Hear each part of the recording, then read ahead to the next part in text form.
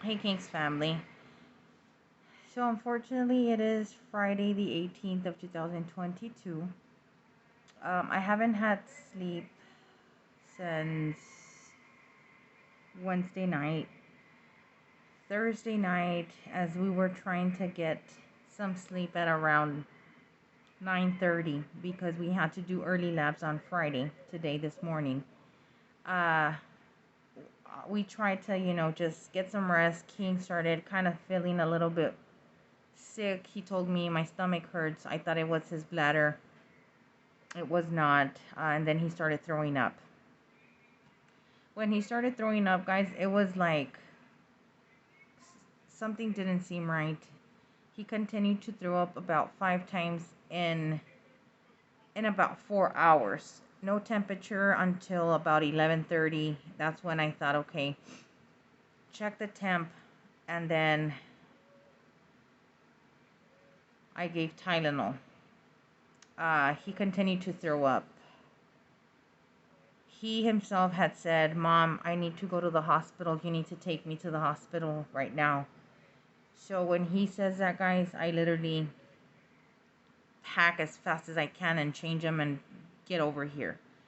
So we were at the ER since about 1 in the morning, up until almost 8 in the morning in the ER, just sitting there waiting for a bed upstairs, which we're in HEMOC.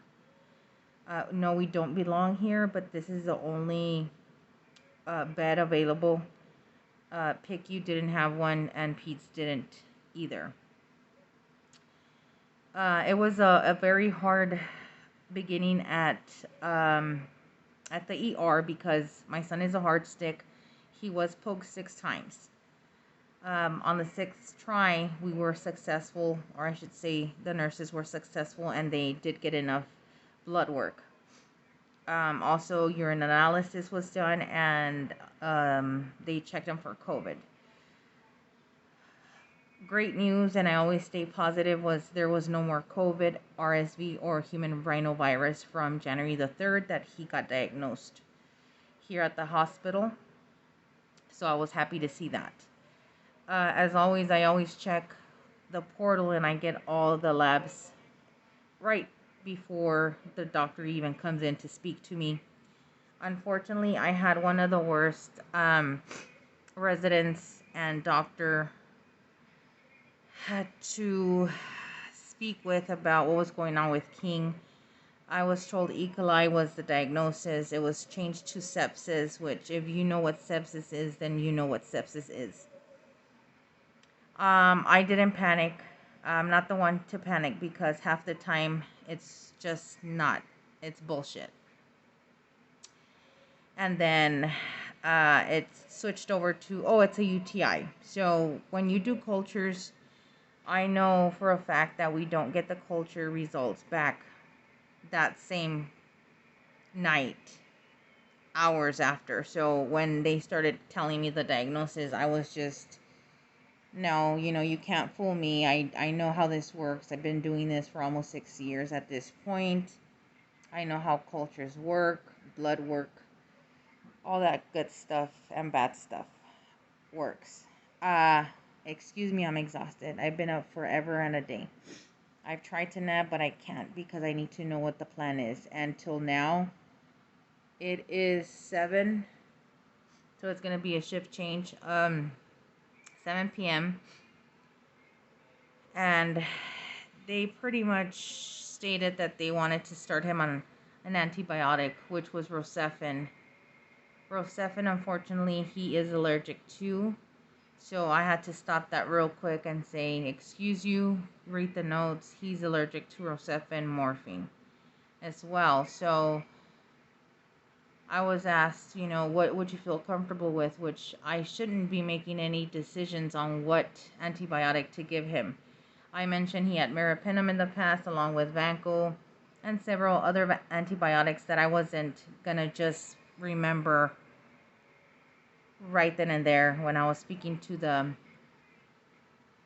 doctor and the resident. So when I said meropenem, they said, okay, meropenem it is. That's not what I like. I don't want to tell you what to give them. You're the doctor.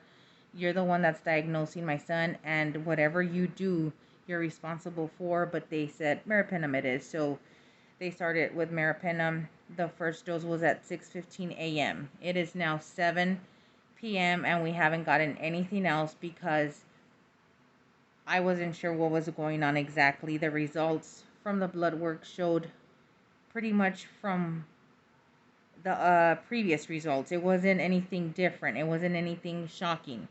So I reached out to San Antonio, to urology, nephrology, send them the paperwork. I even went all up and through to urology's cell phone saying, this is what they have. What do I look for? They're talking about sepsis, E. coli. They're talking about UTIs. And she and I know very well that that's very normal for King. So she asked me to check the microbiology, which I wasn't aware how to go about checking that. I went and gave her my login information and the portal website so she could help me understand what the hell is going on. When we came upstairs about 8 hours later, there's a doctor that is a nephrologist, a very much older individual that does not like to be questioned. And I've heard of him in the past. I've seen him around, never had a conversation with him, never did I want to. Trusted very much by me, never had a chance to gain that trust.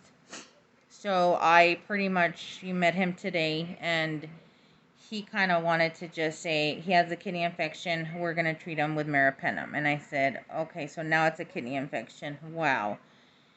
I said, okay, no, I don't believe that. And he just was very appalled by me saying, I don't believe that. So he, you don't believe me.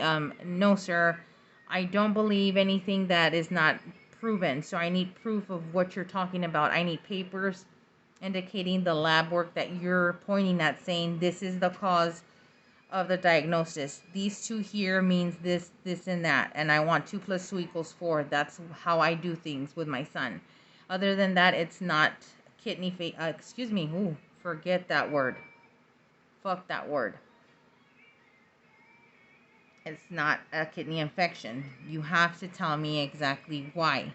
So he gave me a report on it from when they do, I can't remember what it's called, but they do the little group thing before they come in to talk to the parents, guardians, or whatever about the plan for the day.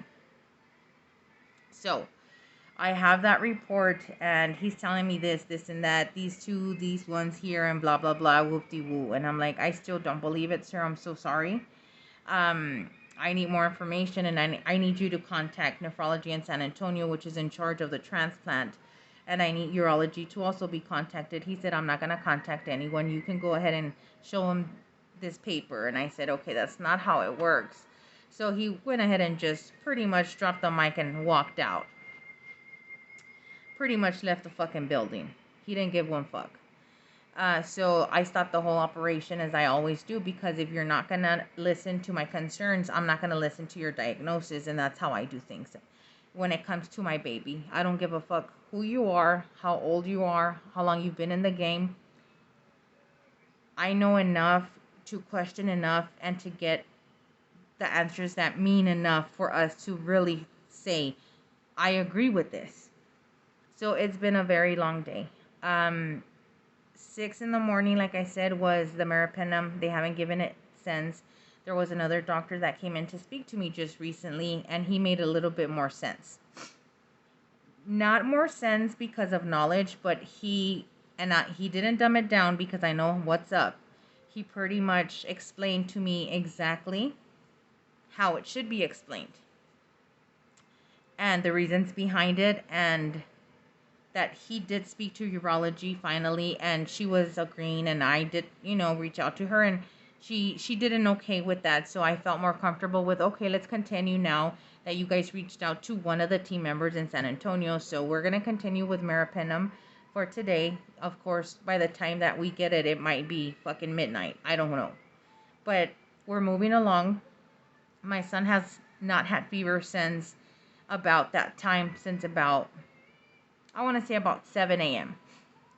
Meropenem is a very heavy duty antibiotic, and it definitely does work on my son really fast, and he hasn't had any fevers from there. Appetite is there. He's drinking all his fluids, his 1800 cc's of fluid, with no issues. Outputs are great. He's talking like it's just him, regular. It doesn't look like he's sick, period. But the white blood counts as otherwise. So that's why I didn't walk out this bitch, okay? Because there's a lot of numbers that I know are very scary to walk away from. And CPS ain't got shit on me, okay? So I make my own decisions and then I explain myself later. Thankfully, I didn't walk out because I had one of the best nurses here at the bedside who listened and said, you know what, we need to involve other people, which was social work 1, charge nurse 2, and then the resident then kind of said, okay, let me contact San Antonio for you. You know, it's not a big deal. That kind of resident that is like, I understand you, mom. You know what I'm trying? So he didn't fucking call. And lo and behold, later on, up until about, I don't know, 2 hours ago, that's when another doctor stepped in and said, I'm the one that called urology. She said, okay, and I got the okay from her myself. So I said, okay, I agree with you now. I appreciate your patience and your explanation and reaching out. So we're going to go ahead and continue this. We will definitely be here Saturday and Sunday, which I call Dumb and Dumber because we have the worst of the worst Saturdays and Sundays as far as the staff. Monday is when we start actually, moving the ball. It's BAU. And business as usual. And we pretty much clock in and we start, questioning and knock, knock. I need some more answers. What's going on? Did anything grow? What grew? Can we get off meropenem and get something not so hardcore? Maybe cephalexin. You never know. Maybe it's just something that is not that bad and it's minor. But with my son, it's never minor. But we stay positive. So we will be here hopefully not too long. If it's going to be the worst case, it's going to be about 14 days straight with treating his infection with the antibiotic, which would be meropenem because that's only IV. So that's my update, 13 minutes of it, which I'm tired of speaking. And I have not slept. And I hope I can take a nap and trust a little bit more on this day because it's not starting off very well. I hope you guys are doing better than I am, or I should say better than my son. He's eating, he's okay. He was laughing, he's enjoying the stay as he does. He loves to be here. I don't know why. He loves the nurses and it's okay. You guys tengan mucho cuidado, take care of each other, love each other, and let us pray. Stay safe, all right? I'm up and I'm out. Peace.